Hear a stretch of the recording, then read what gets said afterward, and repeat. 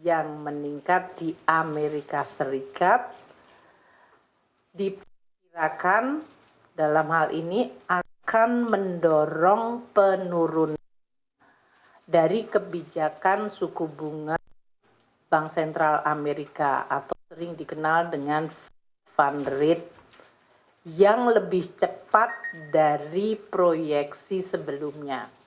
Proyeksi sebelumnya adalah penurunan Fed Fund Rate baru akan terjadi pada akhir tahun 2024. Nah, saat ini market global dan terutama di Amerika Serikat melihat inflasi softening, melemah, dan juga dari sisi pengangguran yang juga mengalami kenaikan, mereka kemudian muncul harapan, ekspektasi bahwa Fed akan lebih cepat dilakukan adjustment penurunan sebelum akhir tahun 2024. Ini semua pandangan pada bulan September. Dengan kondisi tersebut juga, surat harga Amerika Serikat atau yang sering disebut US Treasury yang terutama memiliki maturitas atau jatuh tempo 10 tahun, yaitu disebut US Treasury 10 years, yieldnya atau suku bunga masih tetap tinggi. Jadi meskipun harapan Fed Fund Rate diperkirakan mulai turun, namun ekspektasi terhadap US Treasury yield masih relatif stabil tinggi karena di Amerika Serikat defisit dari anggaran pemerintah Amerika Serikat yang besar, yang membutuhkan pembiayaan besar, dan oleh karena itu akan mengissue atau mengedarkan US Treasury terutama durasi 10 tahun yang volumenya juga besar. Karena jumlah issuance-nya akan besar, maka yield-nya diperkirakan masih akan relatif tinggi. Dan di sisi lain, kalau kita lihat kondisi geopolitik yang terjadi belum menunjukkan tanda-tanda mereda. Kita semuanya mengikuti perkembangan apa yang terjadi di Timur Tengah dan juga tadi yang saya sebutkan berbagai election yang terjadi di belahan dunia. Hal ini membuat ketidakpastian pasar keuangan masih tinggi. Dan dengan berbagai siklus terutama di negara-negara besar seperti Amerika Serikat, kemudian yang terjadi di Prancis, di Inggris, ini menyebabkan karena Fed Fund Rate belum turun meskipun ada harapan akan ada adjustment, geopolitik yang besar, Treasury yang yieldnya masih bertahan tinggi, maka kita melihat modal yang akan masuk ke negara-negara berkembang emerging termasuk Indonesia menjadi relatif terbatas. Situasi inilah yang kita bahas di dalam Komite Stabilitas Sistem Keuangan kita.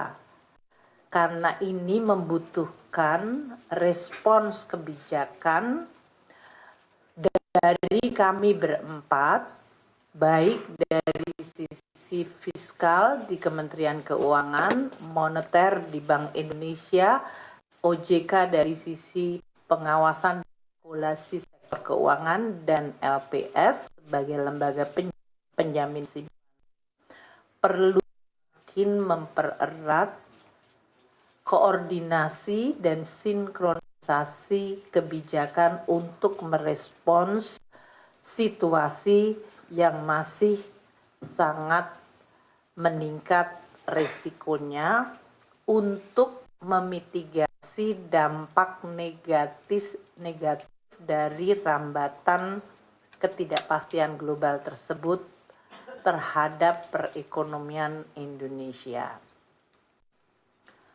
Nah, situasi yang eskalatif resikonya atau dalam hal ini downside risk-nya cenderung meningkat.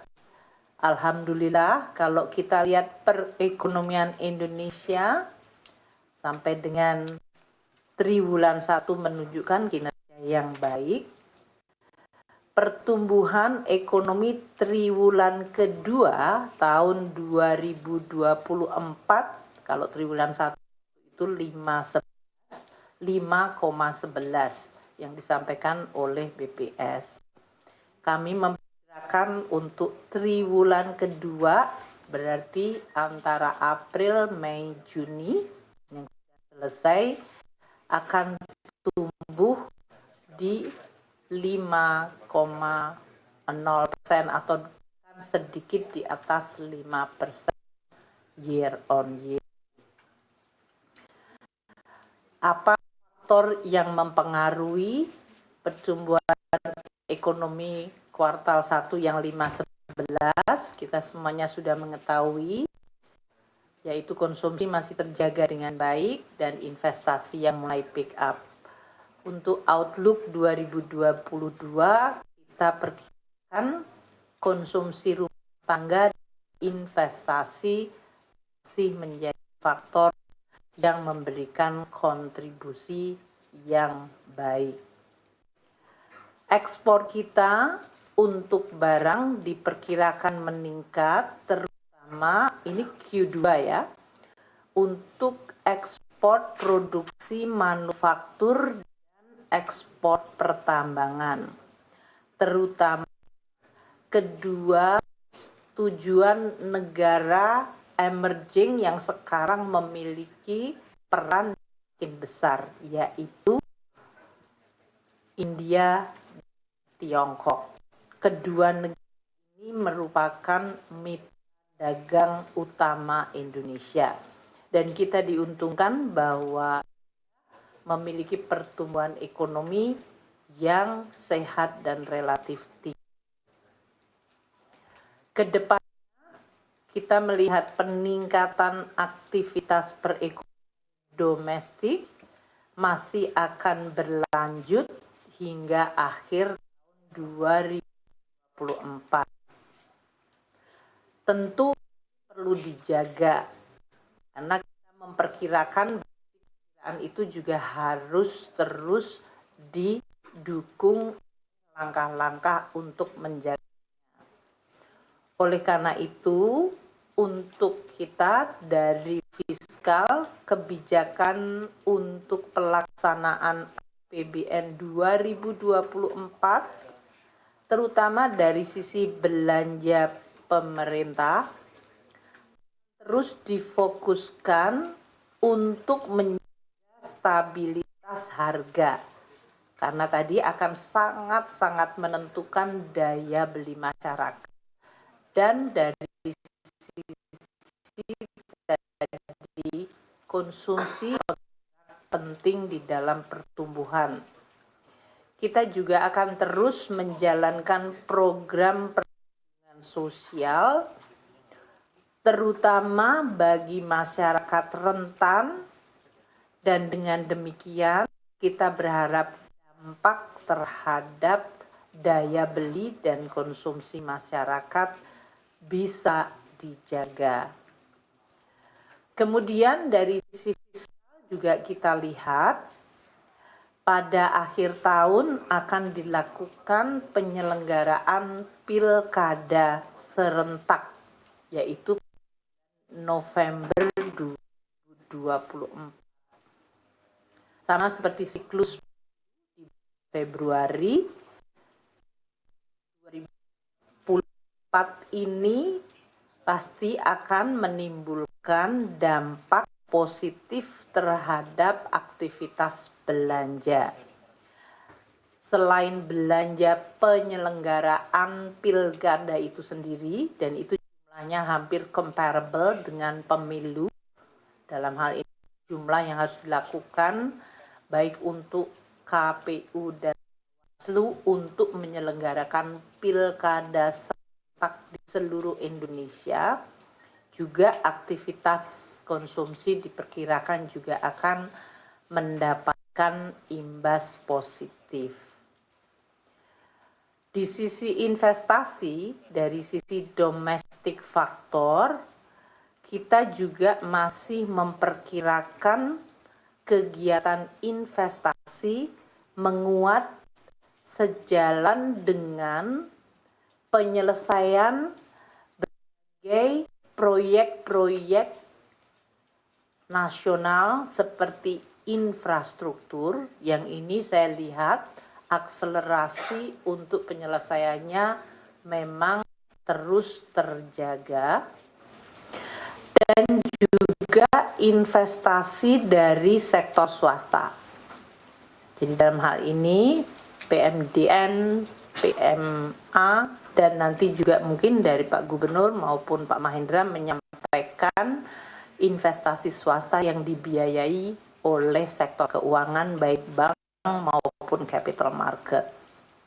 Ini diperkirakan masih akan terjaga. Dari ini jadi mempengaruhi consumption maupun investment di dalam negeri sampai dengan akhir tahun. Pada sisi produksi, aktivitas perekonomian untuk sektor manufaktur, saya yakin nanti teman-teman pasti menanyakan PMI yang terakhir. Aku udah bisa baca di kepalanya. Dan juga dari sisi construction, perdagangan, kami masih memperkirakan akan tetap terjaga. Terutama dilihat dari peningkatan nilai tambah untuk hilirisasi dan output produksi yang didukung oleh keberlanjutan dari proses hilirisasi. Perkembangan dari yang saya sebutkan tadi, baik dari sisi domestic demand, consumption, investment, bahkan ekspor terhadap mitra dagang utama kita, terutama sekarang India yang tumbuh sangat cepat, dan juga dari sisi production, maka pertumbuhan ekonomi Indonesia untuk 2024 keseluruhan kita perkirakan masih di dalam kisaran 5 hingga 5,2%.